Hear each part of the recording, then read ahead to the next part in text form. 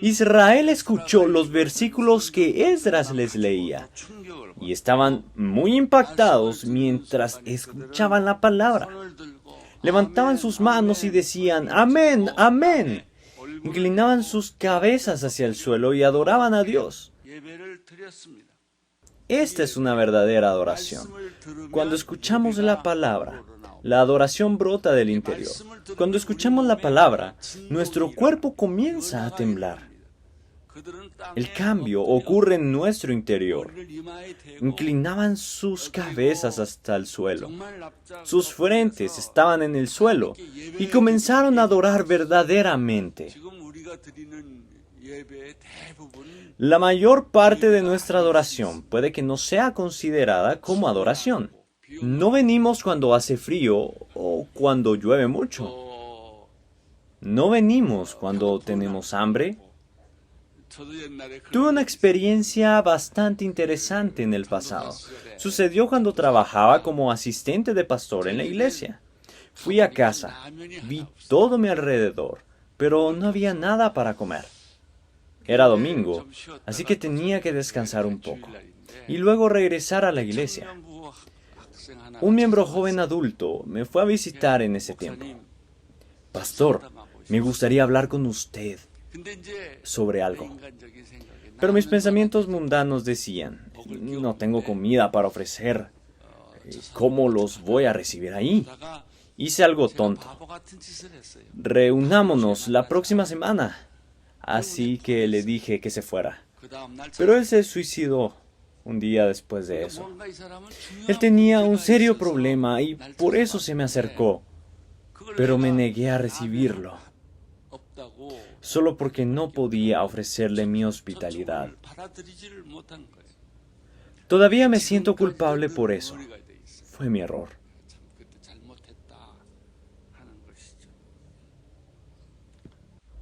La gente escuchó la palabra y de repente comenzaron a entender la adoración.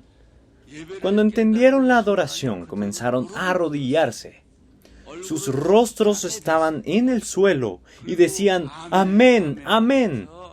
Alababan al Dios que les había dado su palabra. Esta es inspiración que viene de la palabra. Cuando escuchamos la palabra, hay adoración en nuestro interior. El avivamiento comienza en nuestro interior. Eso es avivamiento. El avivamiento sin la palabra es un avivamiento inapropiado. Avivamiento no es solo una gran congregación o divertirse en la iglesia. El avivamiento viene de escuchar la palabra de Dios.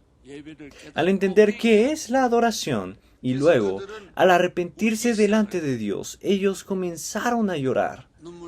Comenzaron a llorar. Les temblaban los hombros. Este cambio ocurrió a pesar de que nadie había pedido que pasara. Esto es lo que debería pasar en la iglesia. Cuando el pastor predica y la congregación escucha, debería haber un cambio estremecedor adentro, en nuestro corazón. Debemos quebrarnos. Quebrarnos es muy simple. Tenemos que admitir que hasta ahora nuestros pensamientos han sido incorrectos. Ese es el cambio. Luego comenzamos a llorar. Lloraron tanto que Esdras y Nehemías enviaron a los levitas para decirle a las personas que ya no lloraran. Es el día del Señor, así que no deberían estar llorando. Ellos se deberían regocijar en el Señor. Deberían hacer un banquete. El gozo del Señor es nuestra fuerza. Eso era lo que decían. Para ponerlo más simple, estaban tan emocionados de escuchar la palabra de Dios y cuando finalmente recibieron la palabra, comenzaron a adorar y sus ojos se abrieron, sus oídos comenzaron a escuchar y sus corazones estaban impactados. Por eso había adoración en su interior. Por eso ellos comenzaron a llorar. Lloraron tanto que necesitaban ser consolados. Si se han arrepentido de verdad, ¿puede uno arrepentirse de por vida? Después de arrepentirnos, tenemos que limpiar nuestras lágrimas y seguir viviendo. Era el día del Señor, era el día de Dios. Es por eso que motivaban a la gente a regocijarse. Hay algo que podríamos encontrar aquí. Se reencontraron con la palabra, entendieron la palabra. ¿De qué sirve leer la Biblia todo lo que queramos si no la entendemos? Debemos leer la Biblia y debemos entenderla. Nuestros pensamientos deben cambiar. Esto es lo que hace la palabra. Ahí es cuando empieza el avivamiento. Así que ese era el primer día. Luego, en el segundo día, invitaron a Esdras otra vez. Ellos querían escuchar lo que decían las Escrituras. Por eso tenemos himnos con esa petición también. Escuchemos otra vez. Mientras más lo escuchemos, más estamos en ello. Así que Esdras leyó la palabra otra vez. Pero al contrario de la lectura de la palabra, un día antes, aprendieron cosas completamente nuevas en la segunda lectura. Hubo un festín llamado la fiesta de los tabernáculos.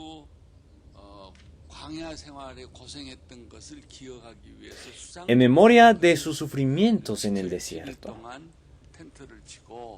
Ellos establecieron tiendas de campaña durante 7 días, pero iban a experimentar esta vida difícil. Estarían comiendo hierbas amargas y pan sin levadura. Dormirían incómodamente. Así estarían durante una semana. Se les hizo reflexionar sobre su pasado. Se les hizo recordar el suceso en el Mar Rojo y de sus días en Egipto. Tenían que recordar sus días en el desierto. Tenían que pelear con 7 tribus. Recordaron esto durante la semana completa.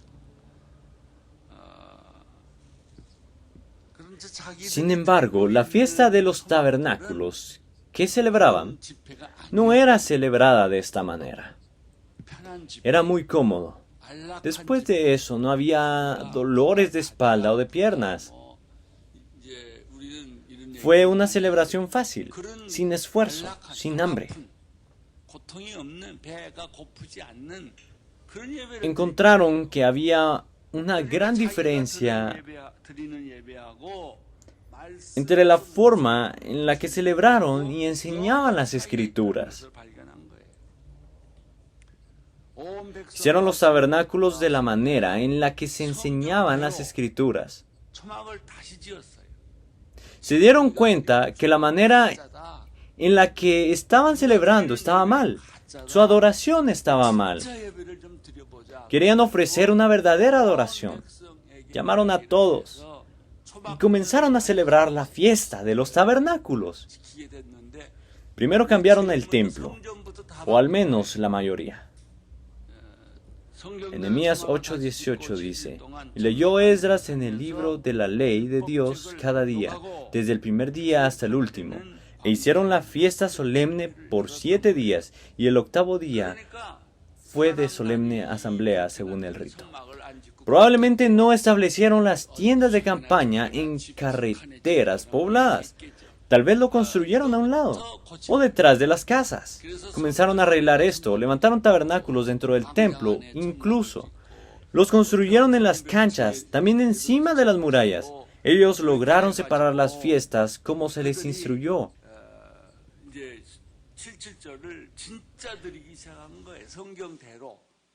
Aquí podemos encontrar algo importante.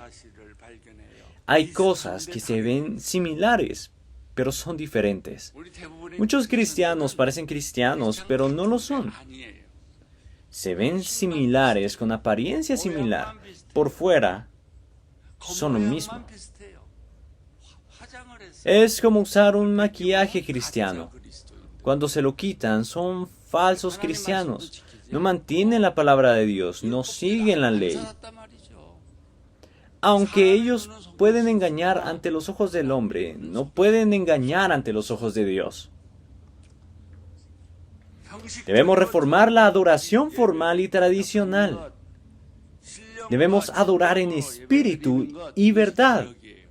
Esto es reforma. El avivamiento viene de escuchar la palabra de Dios. La reforma es una oportunidad en la formalidad. Un cambio en la formalidad y en la tradición es una transformación. Sin embargo, ninguna de estas cosas suceden en estos tiempos.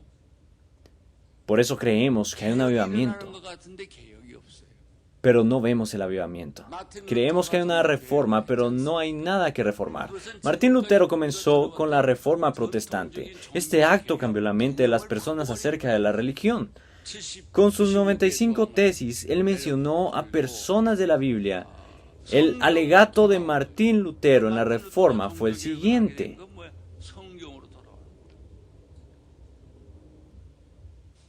regresen a la Biblia. Todos estaban equivocados acerca de la Biblia. ¿Qué estaba fundamentalmente mal? La adoración estaba mal, y junto con eso, continuaban las formalidades incorrectamente ejecutadas y se convirtieron en tradiciones. Luego decidieron poner la tradición antes que la Biblia. La iglesia de Onuri ha visto varios momentos interesantes. Hay creyentes de otras iglesias que nos visitan. Luego se quejan de eso. ¿Por qué no hacen esto de esta manera? Lo hemos escuchado muy seguido. Cuando vemos eso, nos damos cuenta de que es muy difícil dejar atrás las propias costumbres. Es muy difícil dejar atrás los propios principios y pensamientos. Por eso la iglesia protestante debe ser renovada cada día. Debemos ser hechos nuevos cada día. Debemos tener nuevos pensamientos. No nos podemos estancar en el pasado. Si lo hacemos, la muerte nos alcanzará. Debemos ser infinitamente reformados. Debemos escapar de las formalidades. Debemos crear nuevas formas que se convertirán en tradiciones. Y luego debemos cambiarlas nuevamente. Debemos ser muy sensibles a lo que estamos haciendo ahora. ¿Verdaderamente estamos buscando a Dios? ¿Debemos de reflejarlo todos los días? La autorreflexión es renacimiento y reforma. Nehemías 9, del 1 al 2 dice: el día 24 del mismo mes se reunieron los hijos de Israel en ayuno y con cilicio y tierra sobre sí. Y ya se había apartado la descendencia de Israel de todos los extranjeros. Y estando en pie, confesaron sus pecados y las iniquidades de sus padres. 24 días significa que habían pasado 3 semanas después de la construcción de las murallas de la ciudad. Después de estas 3 semanas, escucharon la palabra. Se arrepintieron, cambiaron y en particular adoraron. Creo que para que la iglesia en Japón cambie, debemos cambiar la adoración.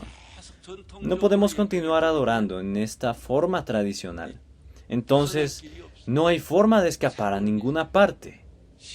Debe haber una nueva adoración, en espíritu y en verdad. La adoración hecha por el hombre se aprisiona poco a poco.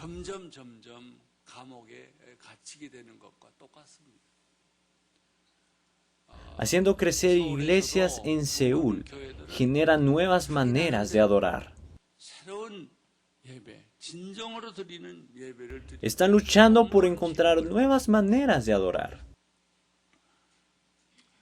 Nehemías 9:1. En ayuno y con cilicio y tierra sobre sí.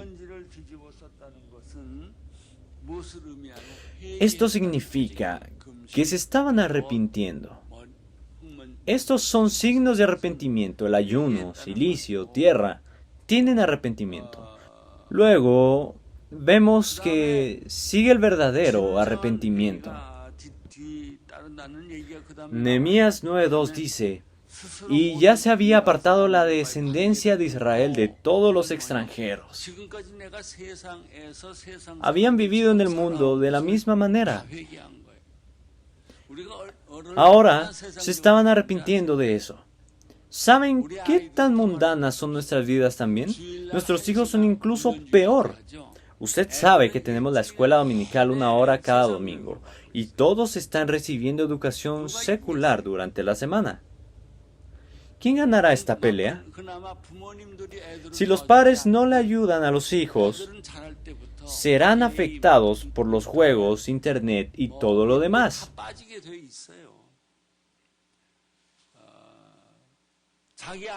Las personas ponen a maestros de la iglesia encargados de los niños y rara vez van de visita o hablan con ellos.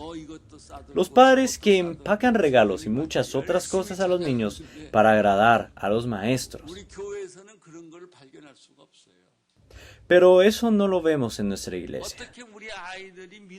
¿Cómo sus hijos van a tener fe? Ellos se habían separado. Eso significa que rompieron matrimonios con los extranjeros. La Biblia no está en contra de matrimonios interculturales. Están en contra de matrimonios de distintas religiones. Es en contra de mezclas religiosas. Cuando las personas se casan con el tipo de extranjero incorrecto, las religiones extranjeras pueden infiltrarse en la familia. Así que dejaron de hacer eso. Nehemías 9:2 dice, y estando de pie, confesaron sus pecados y las iniquidades de sus padres. El arrepentimiento usualmente es para únicamente sus propios pecados. Sin embargo, sus padres habían vivido indebidamente y habían pecado. Así que el pecado había sido heredado a los descendientes. Por eso se arrepintieron de sus pecados y también de los pecados de sus ancestros, como si fueran sus propios pecados. Sin embargo, cuando escuchamos las prédicas en la iglesia actual, nadie se arrepiente de los pecados de sus ancestros. El arrepentimiento de Israel incluía el arrepentimiento de los pecados de los ancestros. En otras palabras, después de cruzar el Mar Rojo y entraron al desierto, eran muy testarudos y eran desobedientes. Hicieron becerros de oro y traicionaron a Dios. Nadie se había arrepentido de eso. Así que consideraron esos pecados. Incluso se arrepintieron. ¿Por qué continúa el arrepentimiento? Es porque una vez usted se arrepiente, se supone que es el final. Pero ellos se seguían arrepintiendo. Es porque ellos se mantenían escuchando la palabra. Cuando escuchamos la palabra, puede que veamos algo que el día de ayer no vimos. Este es el tiempo del silencio. Puede que hayamos leído ya ese texto muchas veces, pero luego, de repente, un día puede que usted esté leyendo la palabra y lo sentirá como una daga, como un martillo o una cascada. Le va a impactar y estremecer. Eso hace la palabra. No diga que usted ya leyó todo lo que tenía que leer de la palabra. Lo he leído cientos de veces, incluso aunque ya lo haya hecho. En su lectura número 101, será como algo nuevo. Eso es lo que he sentido. Ya que predico mucho, conozco la mayoría de la Biblia. Ya la leí toda. He predicado algunos sermones muchas veces, repetidamente. Sin embargo, el mismo versículo lo siento como nuevo. Veo cosas que no había podido ver antes. Siento cosas que no había sentido antes. Esto me sorprende. ¿Este versículo tenía esta verdad tan profunda? En particular, Los mejores versículos llevan dentro tesoros. Hay muchas verdades compactadas dentro de ellos. No cantamos himnos populares porque son muy populares. Evitamos los versículos bíblicos famosos por lo mismo. Porque de tal manera amó Dios al mundo. Muy pocas personas predican de esto. Si usted intenta predicar con estos versículos, usted empezará a ver cosas nuevas en cada ocasión. Vemos en la Biblia hasta donde nos permite nuestra propia fe. No está limitado por nuestro conocimiento. La Biblia se abre ante nosotros hasta donde nuestra fe nos permita. Y conforme nuestra condición espiritual lo permite, necesitamos ver esto, sentirlo, estremecernos y arrepentirnos otra vez. Por eso, en la tarea en la que estoy involucrado hoy en día, es examinar la alabanza que estamos haciendo ahora, para ver si no se ha convertido aún en otra tradición. ¿No se ha convertido en otra formalidad? ¿No nos quedamos en el pasado? Esta es la pregunta que constantemente me hago. Nehemías 9:3 dice: y puestos de pie en su lugar, leyeron el libro de la ley de Jehová, su Dios, la cuarta parte del día, y la cuarta parte confesaron sus pecados y adoraron a Jehová su Dios.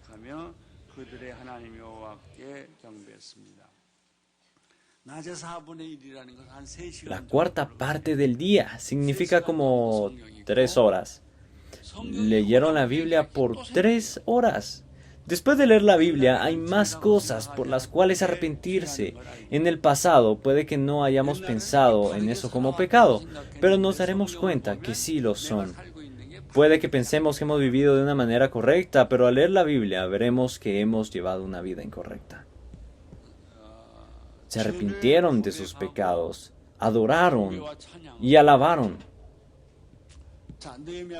Nehemías 9:4 dice: luego se levantaron sobre la grada de los levitas, Jesúa, Bani, Cadmiel, Sebanías, Bunis, Serebías, Bani y Kenani, y clamaron en voz alta a Jehová su Dios. Algunos levitas estaban de pie, clamando a Dios en voz alta. Así era como adoraban. En Nehemías 9:5 dice: y dijeron los levitas Jesúa, Cadmiel, Bani, Asabnías, Serebías, Odías, Sebanías y Petaías.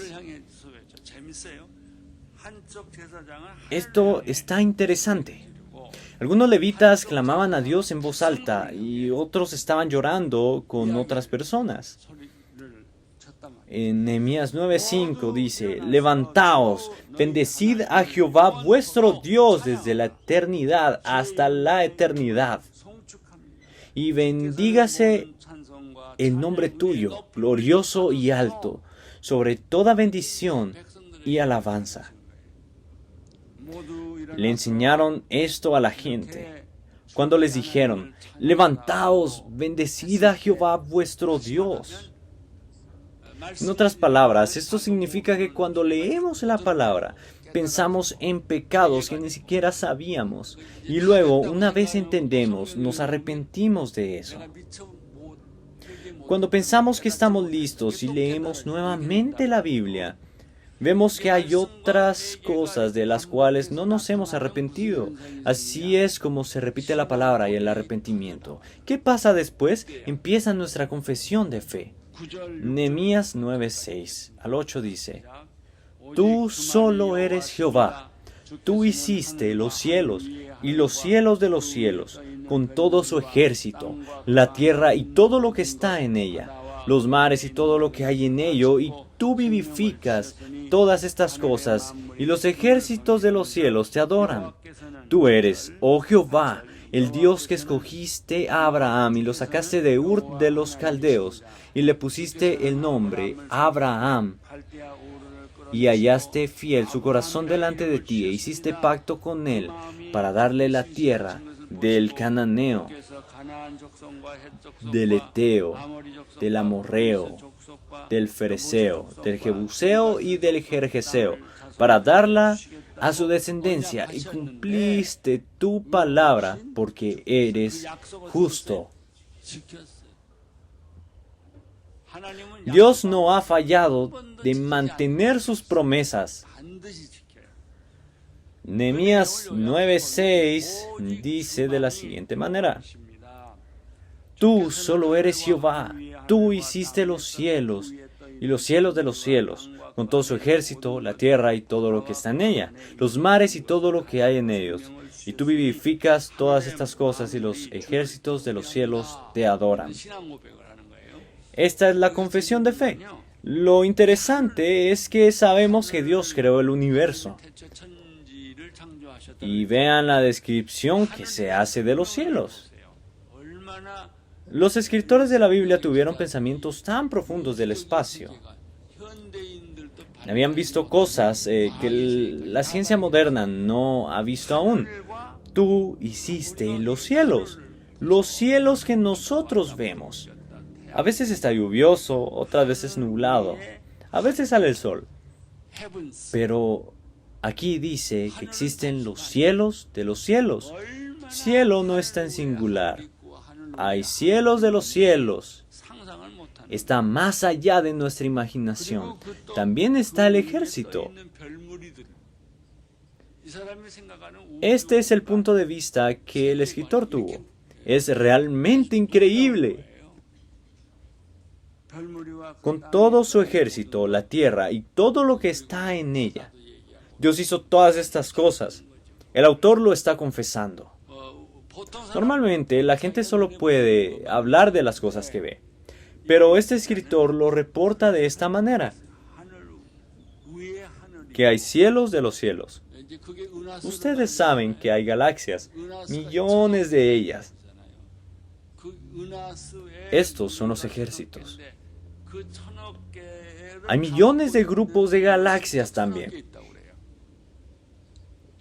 No podemos ni siquiera imaginar lo grande que es el universo.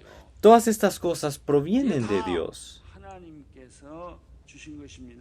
Nehemías 9, del 9 al 15 dice: Y miraste la aflicción de nuestros padres en Egipto y oíste el clamor de ellos en el Mar Rojo.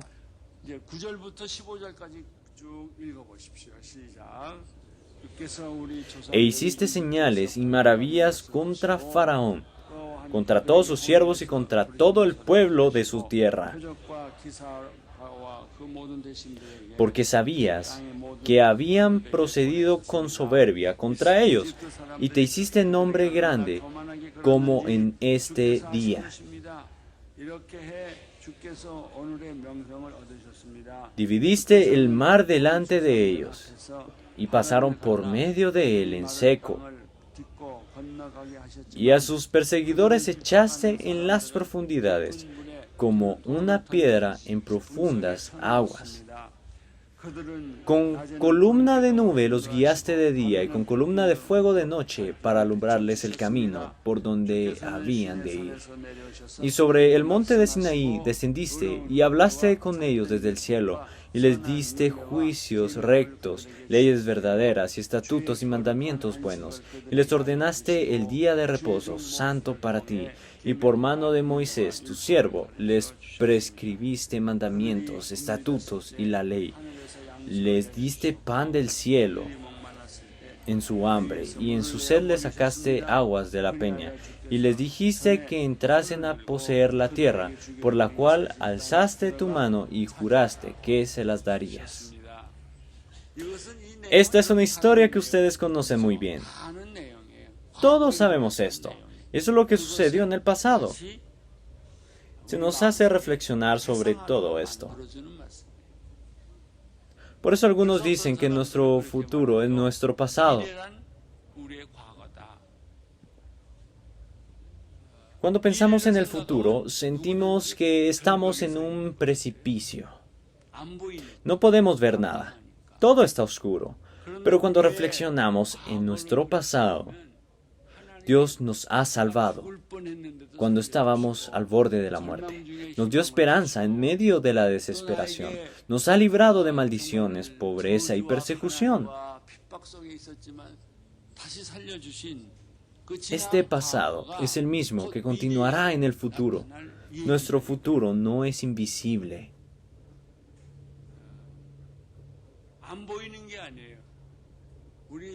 Cuando pensamos en nuestro pasado, podemos ver claramente nuestro futuro. Hay 4 cosas que Israel cree del futuro. Durante su sufrimiento en Egipto, lloraron y oraron mucho. Dios escuchó sus plegarias y abrió el Mar Rojo.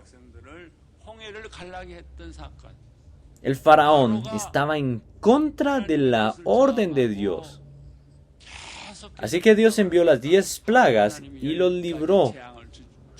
Este fue el incidente.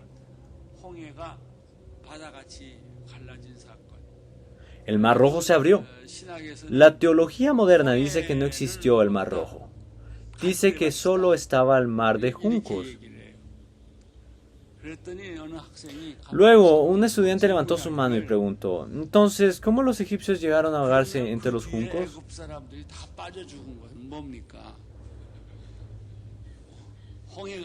No encaja de esta manera y no encaja de esta otra. Debemos creer en lo que la Biblia nos enseña. Así que estas son las 4 cosas. Sufrieron en Egipto, habían llorado y orado. Dios los libró del faraón en el Mar Rojo. Luego, Dios los hizo vagar por el desierto durante 40 años. Dios les dio carne, maná, la ley, agua fresca.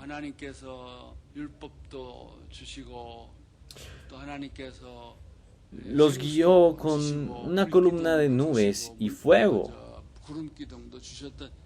Estos son los incidentes con los que se les permite que reflexionen. Por último, a través de Josué conquistaron Canaán.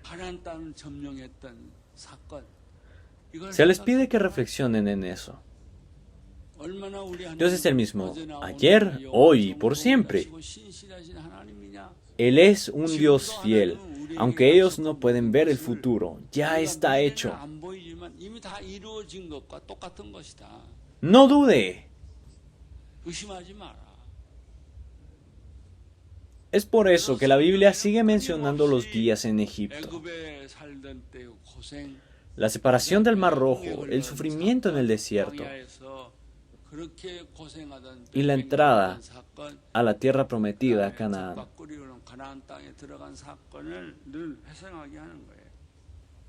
Nehemías 9:16 dice,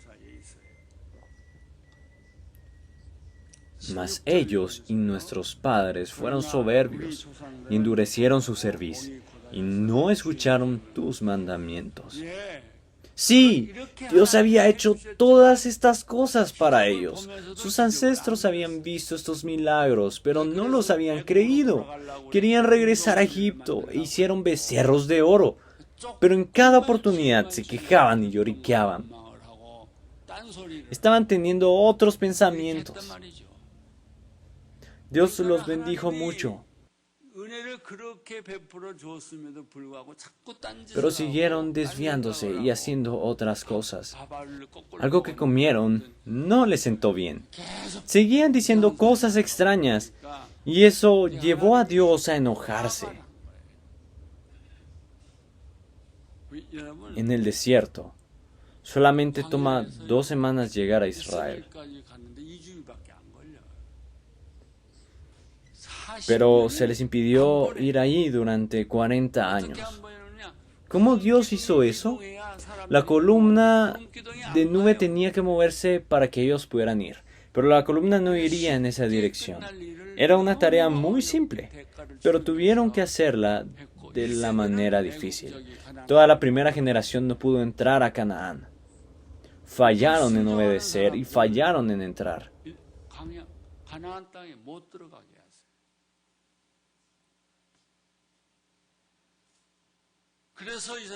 Por eso estas personas solo pensaban en sus propios pecados, y también en la desobediencia y en los pecados de los ancestros, y clamaban a Dios por perdón de sus pecados.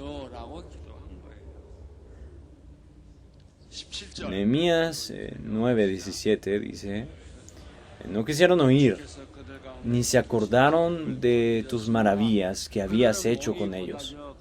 Antes endurecieron su cerviz y en su rebelión pensaron poner caudillo para volverse a su servidumbre. Pero tú eres Dios que perdonas, clemente y piadoso, tardo para la ira y grande en misericordia, porque no los abandonaste. Israel sufrió mucho, pero estaban desobedeciendo otra vez. Estaban intentando regresar a su pasado otra vez. Pero este es el mensaje importante que encontramos aquí.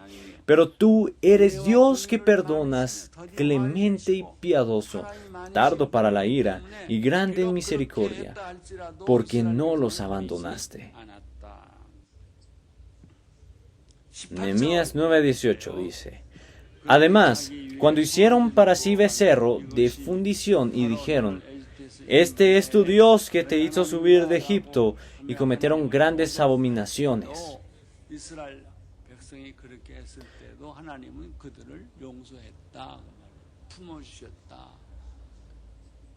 Esto es lo mismo que en el tiempo de Nehemías. Esto es lo mismo que la gente ve hoy en día. Estos eventos se han repetido muchas veces. Sería muy bueno que pudiéramos leer sobre esto y arrepentirnos, pero no sucede así. Somos muy tercos, también muy orgullosos. Somos gente que endureció la cerviz y desobedecemos. Nehemías 9, del 19 al 22. Tú, con todo, por tus muchas misericordias, no los abandonaste en el desierto. La columna de nube no se apartó de ellos de día, para guiarlos por el camino, ni de noche la columna de fuego, para alumbrarles el camino por el cual debían ir. Y enviaste tu buen espíritu para enseñarles, y no retiraste tu maná de su boca, y agua les diste para su sed. Los sustentaste 40 años en el desierto. De ninguna cosa tuvieron necesidad. Sus vestidos no se envejecieron, ni se hincharon sus pies. Y les diste reinos y pueblos. Y los repartiste por distritos, y poseyeron la tierra de Sehón, la tierra del rey de Hesbón, la tierra de Og, rey de Basán. Esto es tan increíble. A pesar de todo, esta es la conclusión. Dios nos ama, nos perdona, nos abraza, nos bendice y nos da nuevas oportunidades. No perdamos estas oportunidades. Dios nos bendice y nos perdona. Nos da esperanza una y otra vez. No lo abandonemos. No le desobedezcamos. El mundo se vuelve cada día más oscuro. El poder del mal está ganando la victoria. Debemos unirnos y alabar a Dios, adorarle juntos. Debemos escuchar la palabra. Espero que esta bendición vaya con todos ustedes. No se preocupe, Dios lo perdona. Dios le dará oportunidades. Dios lo ama. Aleluya. Amén.